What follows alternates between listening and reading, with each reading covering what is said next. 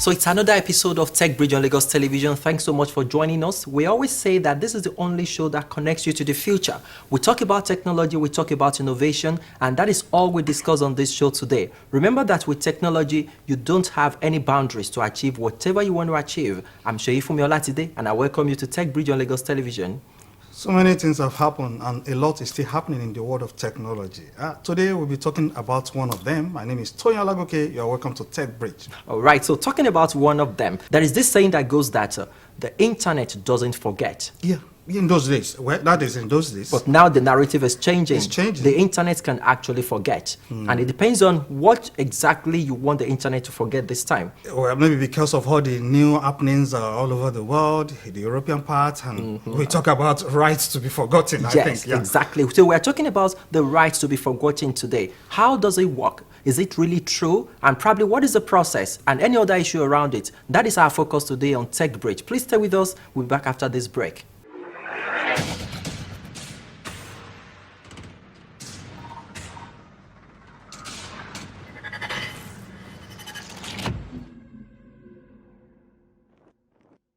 Hi everyone, my name is Ali Akdogan. I'm a video games designer. Keep watching Techbridge on Lagos Television.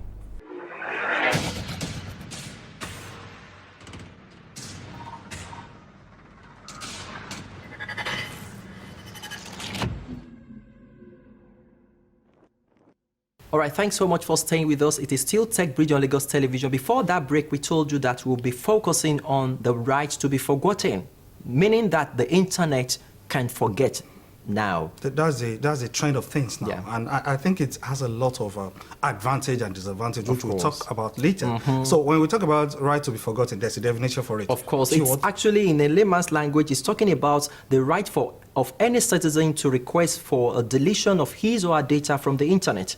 So the data could be probably a picture or an article or a piece of information that is probably considered not appropriate or not right anymore. Well, that's the way the definition goes anyway. But some people said it could be because you may have been bullied. You know, we talk about cyberbullying. So at the time, maybe you're responding things that are not proper or right about you, and you were requesting for that thing to be deleted. So I think that's where this policy comes in place. And of course, it can also straight to the point that there is a particular piece of information about you that you are not so proud of anymore. Okay. Probably something that's happened in the past, and it's all over the internet. But today, you are not so proud of it, so you want it pulled down. Such information could be from you, or could be from another person. But when you request for such, the people behind the scene will be deleted. All right, so there is a recent development in that area that is talking about a landmark judgment that Google won with the European Court of Justice.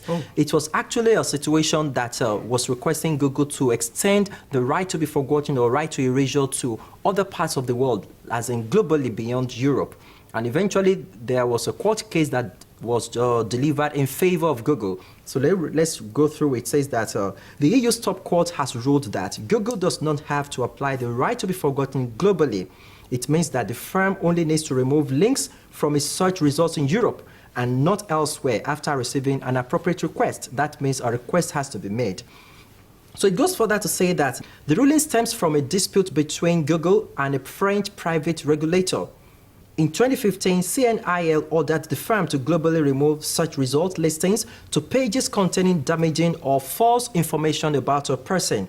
And the following year, Google introduced a geo-blocking feature that prevents European users from being able to see the listed links. So that means that policy has been in place as far as 5 years ago, in the Europe anyway. Yes, according to the EU GDPR. It was captured in EU GDPR, really. Fantastic. So to now apply to the rest of the world is another case entirely. And the court did the right thing, because if you look at EU, they've gone far when it comes to technology, when it comes to legal system, when it comes to legal framework, and so they know what they want. Now, to apply it to the rest of the world is another kettle of fish. It might be something so difficult to achieve. And if they can work in partnership with each country or continent, that would go a long way to know maybe it's something they can apply or not. Kind of, I could agree with that. Though it has its own side or downsides too. Yeah, you know the way people exploit opportunity. For some people, it's opportunity to exploit. So they take Google to court and begin to exploit and demand for some. So, but now they look at it critically. For now, it's applicable to the EU. To the rest of the world, they will treat it in the other way. Okay, so let's talk to one of the leading advocates of data privacy and protection in Nigeria. That is Dr. Akinlade. She's on a call now. So, Dr. Akinlade, thanks for joining us on this episode of Techbridge. Thank you, Shefan. Thank you for having me. All right, so we are looking at this issue about the land bank judgments with Google and versus EU GDPR, giving Google the right to exercise the right to be forgotten only in Europe. So what's your take on that? Okay, thank you for that question. The judgment actually pertains to limiting the implementation of rights to be forgotten to the EU, not necessarily just the UK. So for accessing a subject, a data subject within the EU can request to be forgotten in a search, because there's a fine point there. This particular issue relates to having their data come up in a Google search. And the court affirms that that right can be exercised when the search is conducted within the EU. And they, on the side of Google, it means they don't have to suppress that search outside the EU. So if the search is being conducted outside of the EU, every data that it brings up is fair game. Now, regarding the privacy of people, people need to be aware of what the law is. I think what that judgment is saying is that this law is not a universal law. It's an EU law. And according to one of the judges, if they try to implement it globally, it will mean stepping on other people's jurisdiction. If someone is within the US and is conducting a search, or in Canada or in Malaysia and is conducting a simple search, that person, because of the right to information, the freedom of information, they have the right to receive all the answers they're looking for. Okay, so if we come back to Nigeria, we know that Nigeria recently introduced the Nigerian General Data Privacy Protection Regulation recently, and from what you know, is right to be forgotten captured in that same regulation? There is an implied provision in that document as it is now. However, even in the EU GDPR, the right to be forgotten is not an absolute right. There are exceptions. Avoiding public interest, maybe there's a court, attending court injunction. So it's not an absolute right that once a subject requests for the data to be erased, everybody must jump and erase it. And I think it's something that we all need to bear in mind. Yes, data processors and organizations that handle our data should comply with the law.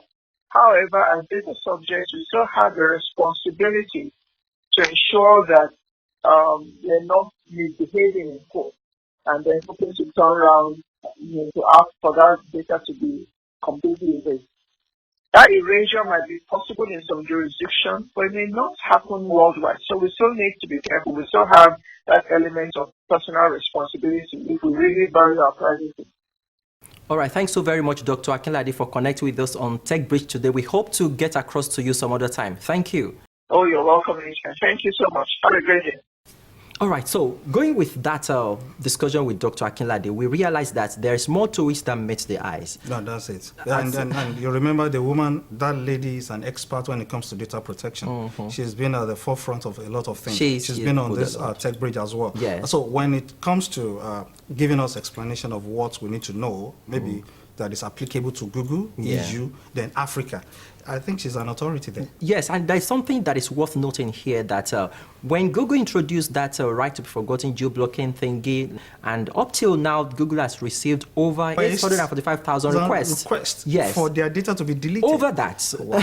And on a monthly basis, from the research we made, we discovered that people have over 10 billion searches on Google alone. On a monthly basis. So they're looking for things. That's huge. That speaks volume. A lot. That means there are a lot of things to be removed. People want to hide a lot of things, kind but of. By the time we'll go deeper into this, we'll see the positive, the negative aspect of it, and you can begin to think, does it worth it? Okay, probably let's just start picking the positive side now. And I think it's also calling for caution from people. Just like Dr. Akinlade said, that people should begin to get conscious of what they put online, what they can be so proud of. In the next couple of years, we should not put it there because there might not be opportunity to pull it down.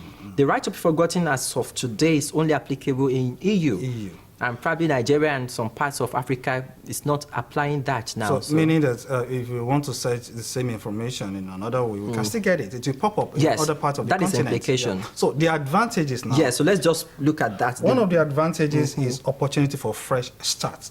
And this says this is good for people who have made mistakes in the past and want to start afresh, or people who have been accused of something they didn't do.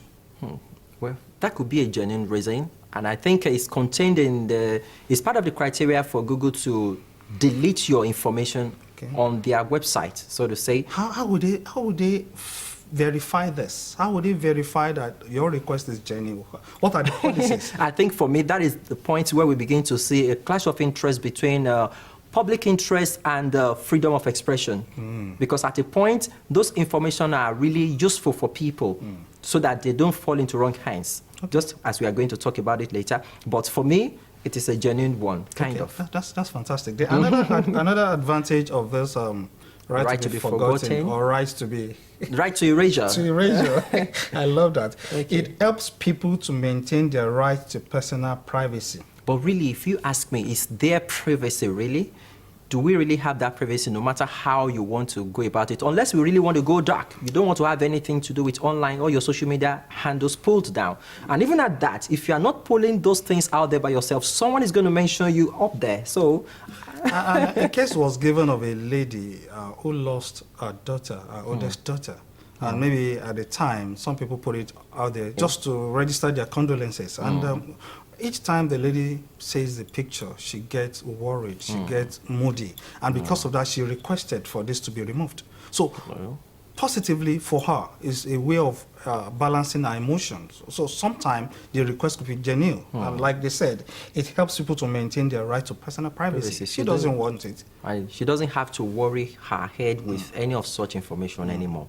So if you are looking at the downside of it, really, I think one of the things we could pick from that angle is the fact that we will not be having adequate information about some things.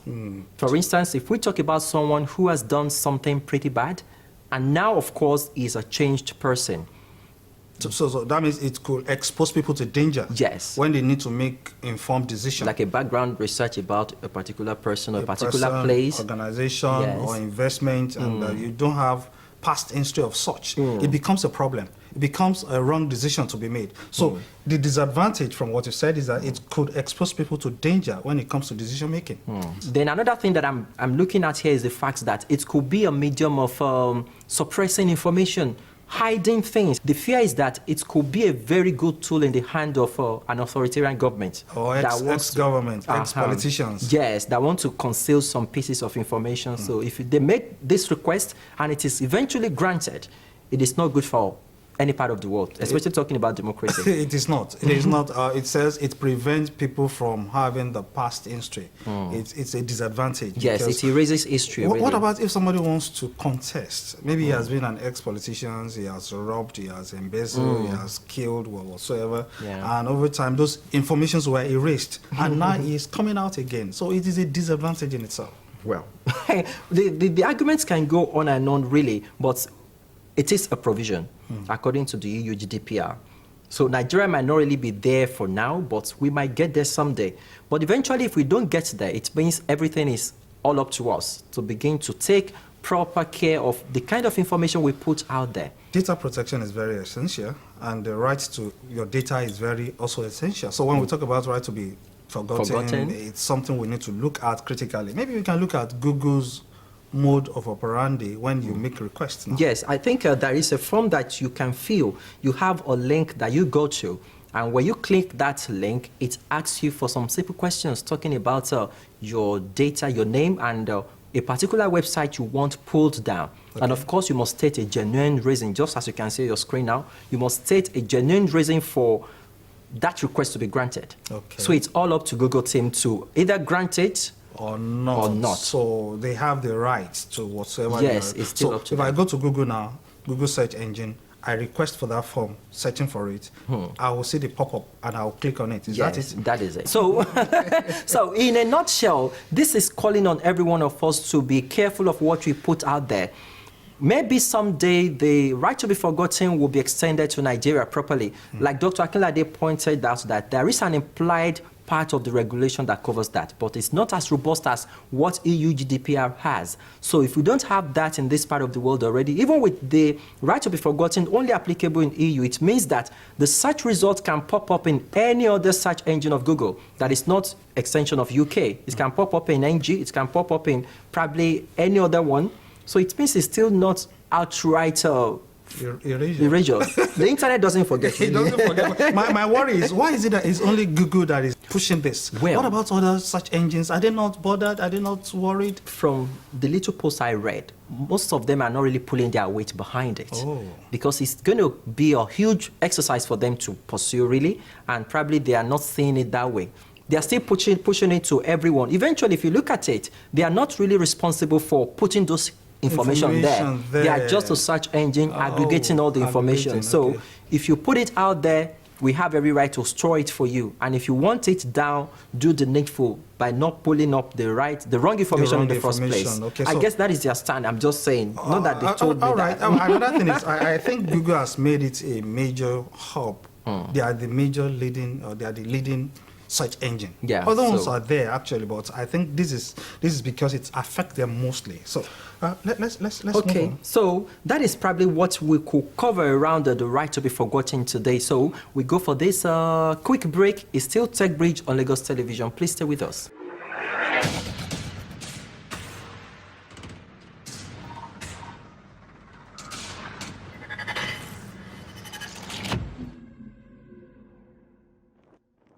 So thanks for staying with us. It's still Techbridge on Lagos Television. We'll be talking about the right to be forgotten, or right to erasure, or going dark, if we can put it that way. I remember when I first heard about this, I was trying to give acronym, which is RTBF. The RTBF. Because that's the shortest form of knowing it. And over time, we'll get to know more of this. Yes, so things can only get better as the day goes by.